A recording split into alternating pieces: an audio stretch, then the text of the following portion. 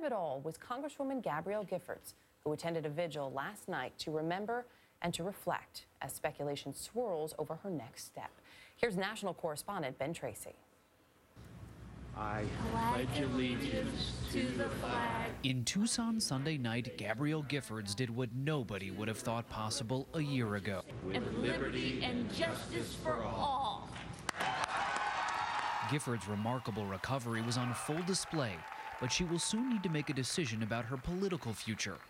Yeah, right on the other side. Her husband, Mark Kelly, says she will decide if she will seek re-election this fall, well before the May 30th deadline. What does your gut tell you about whether today she would run or not? Some days I think she could do the job today. You know, other days I see she, she gets a little tired and she's, really focused on her therapy. Giffords' staff says she has full comprehension, even holding a weekly video conference with her Washington office. Yet Giffords has cast just one vote this year, shocking Congress by showing up to vote to raise the nation's debt limit in August. There's been really only a handful of complaints that the Congresswoman's not in office or not there anymore to be voting on the floor. I think people recognize that she's working hard to recover. Meanwhile, her fellow Democrats have raised nearly $1 million to stock her campaign war chest. The real question is, would you want to run against her? It's difficult to run a campaign against her. It's difficult to run a campaign that doesn't suggest that she's not fit for office. I want to get back to work. Representing Arizona is my honor. Kelly says her ability to communicate will determine if she runs. So she's just going to have to see if she can get to a point where she feels comfortable, that she's doing the job well enough. There's also speculation that Mark Kelly might run for her seat in November, although he has dismissed that publicly.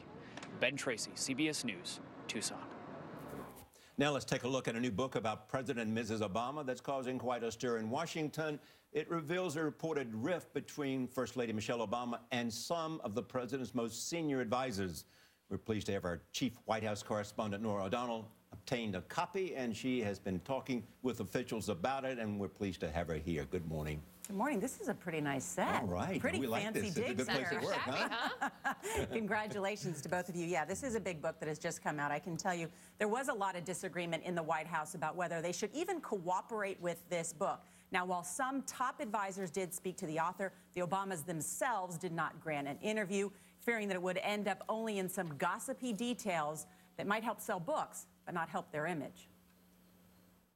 The most provocative passage of the Obamas describes a White House staff meeting where former Press Secretary Robert Gibbs cursed the First Lady. He was challenged over the handling of the fallout from a remark Mrs. Obama allegedly made to French First Lady Carla Bruni, that life in the White House was hell. Former Deputy Communications Director Jen Psaki was in the room when Gibbs erupted. Given what the White House faced and the close advisors to the president, it's no surprise that there were heated moments. The book, reported over nearly 2 years and the result of interviews with 33 White House staffers, provides a much more detailed picture of Mrs. Obama than previously known. We learned she clashed with her husband's top advisors, including former Chief of Staff Rahm Emanuel. She felt they were too insular and not strategic enough after Democrats lost the special election to replace Senator Ted Kennedy. At a press conference Sunday, Emanuel denied any rift between him and the First Lady. I have a great relationship with the President and the First Lady. Mrs. Obama was also, quote, very frustrated that so much of the strategy was president-driven. There was no consideration of how she fit into the broad Obama narrative.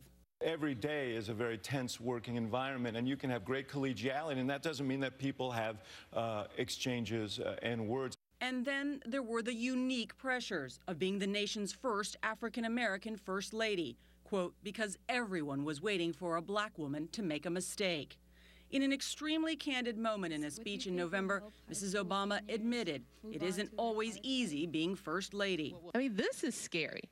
Shoot, being married to Barack Obama, he's always pushing us beyond our comfort zones. And I'm dragging along going, what are we doing now? So what do we learn about this very bright woman and her influence on policy and politics? She has shunned politics, but she has a great influence on policy. She was involved in the healthcare reform debate, the Lilly Ledbetter Act, which meant more equal pay for women. She's fiercely protective of her husband. So a lot of first ladies have been controversial. Hillary Clinton, Nancy Reagan. I think Mrs. Obama sees her role as mom-in-chief, but certainly she's the president's fiercest protector and his closest advisor. Nora, thanks, and we'll hear more again from you coming up in our 8 o'clock hour, so looking forward to that. Also, a programming note for you. First Lady Michelle Obama will be our guest this Wednesday, only here on CBS This Morning. It is nearly 19 minutes past the hour. Time now for your first check of your local weather. We are in for a good-looking day, even though we have two systems, one to our west and one to our south. Now, the one to the south will increase our clouds overnight tonight, but during the day today, mostly sunny to partly cloudy. We're starting off with temperatures in the 20s, but high temperatures going for 36 in Londonderry, 37 in Acton. As you head towards Metro West, your high temperatures also in the middle and upper 30s. Hudson 37, Worcester 36, and as you head to the south, a little milder, your high temperatures upper 30s to near 40. This National Weather Report sponsored by Coffee Mate Natural Bliss. Add your flavor naturally. Introducing Coffee Mate Natural Bliss. Made with only milk, cream, a touch of sugar, and pure natural flavors. Who knew being natural could be so delicious? Coffee Mate Natural Bliss from Nestle. Add your flavor naturally. You may have seen last night's 60 Minutes investigation into stem cell fraud. This morning, Scott Pelley is here with new details on how his team uncovered that heartbreaking scheme. Also, just what do you get a future queen for her 30th birthday? We'll take you live to London to check in on Kate Middleton as she celebrates that major milestone today. And this from American royalty. Beyonce and Jay-Z are happy to be feeling a little bit blue. We'll bring you the latest on their new baby as we look at this morning's headlines. You're watching CBS This Morning.